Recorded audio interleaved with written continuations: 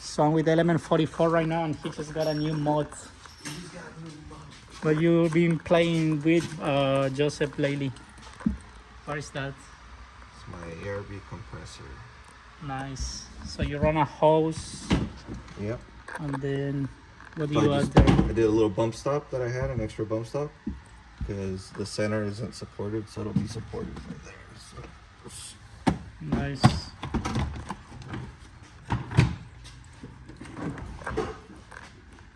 It looks like the hose runs all the way here.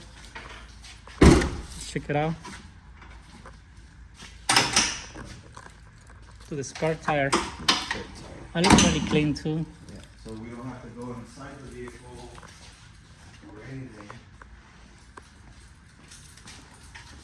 That's the hose. There you go. Ready to roll out. Yep. Nice. I like the new mod. Quick to completely out of the way.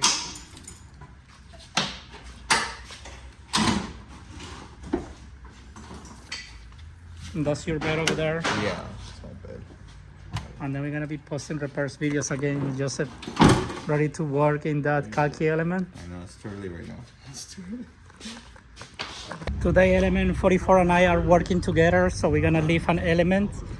We got the Swift Springs, front and rear struts. We doing all the suspension and steering part components, HRG, lift kit. And this element is gonna be looking nice after. We're gonna do all this beauty that you see right here. Spherical lower arms, rear lower arms. And also, is he doing the spherical rear arms too, like the adjuster ones? Yeah. Oh, cool, and the center bars, so. So they're right here. We're gonna do the center tie bar. We're gonna do the upper control arms, and we're gonna do the rear. First, I didn't want one because automatic, and it had a weak motor. But then he mentioned to me like, oh no, dude, they come manual. Some of them come manual transmission and all-wheel drive. As soon as he said that, I was like, whoa, all right, cool. I looked into them, and then the years 2003 to 2006, you can modify those engine, transmission.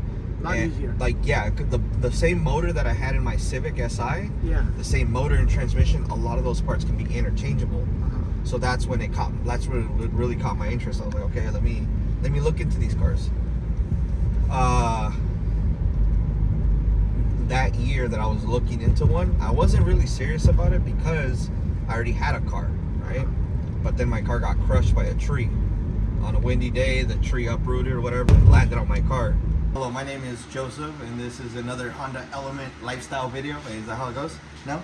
That's how it goes, bro. That's how it goes. You're getting better at it. So we're working on Oscar's Element. Oscar, that's Oscar over there. Oscar, say hi.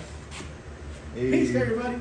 So we're doing what? Full suspension, lower control arms, upper control arms, and front lower control arms. So Oscar, yes, we're going with the high clearance spherical. These are actually off of Jason's Honda eCamper. Instagram, Honda eCamper. These are off of Jason's Element. So the original inspiration of spherical control arms came from Jason from Honda eCamper. Because I remember when he came in about a year ago, he wanted the front ones that were spherical, the front spherical lower control arms. And he mentioned the rear ones were already spherical. I didn't believe him until until I looked for myself. But these are actual spherical. But they're the older design. These are actually from the company Function 7. So these are probably some of the original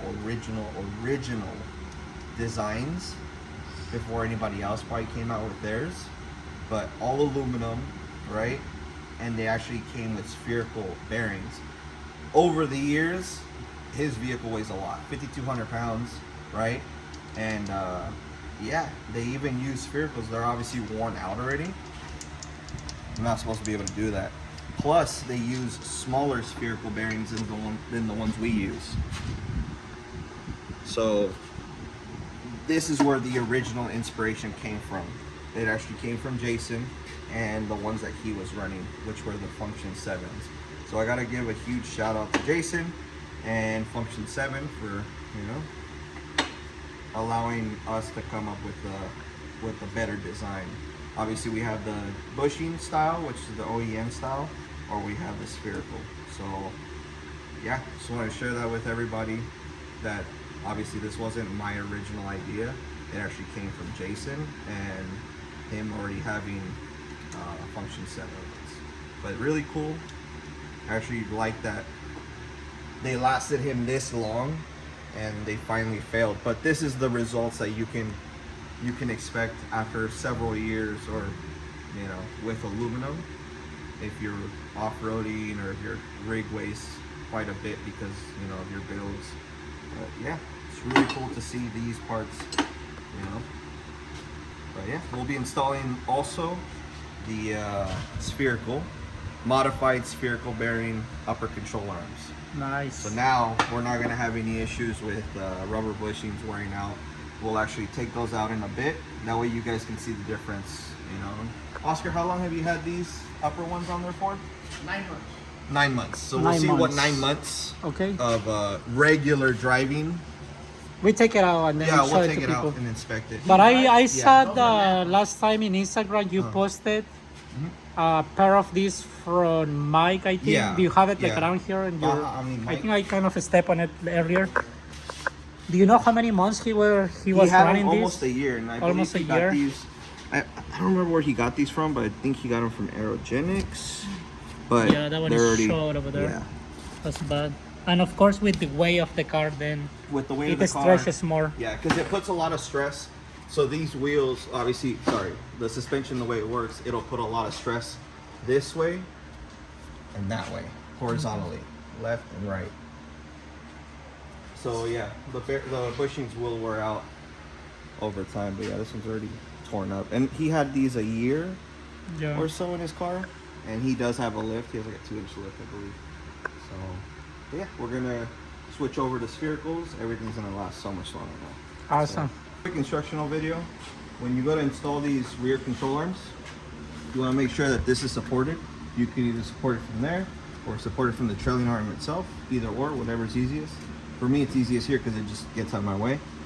And then what you guys want to do is, because this whole area is pinched together, once you with the factory bolt, what you want to do is just come here, give it a quick hit. What that'll do is it'll relieve some of the stress and it'll open it back up. That will allow you to take your control arm and just squeeze it in. Boom, there. And what you want to do is just put your bolt in, just for now. And then you do your 3 bolts. I still need to put grease on them, but just for... And this instruction is for both the ones with OEM bushings Yes. and the spherical. Yes. With the spherical, it's gonna be a A little bit lot easier. easier, yeah. A Yeah, lot easier. You're right. So, I mean, these bolts are ready to go in. 1, 2, 3.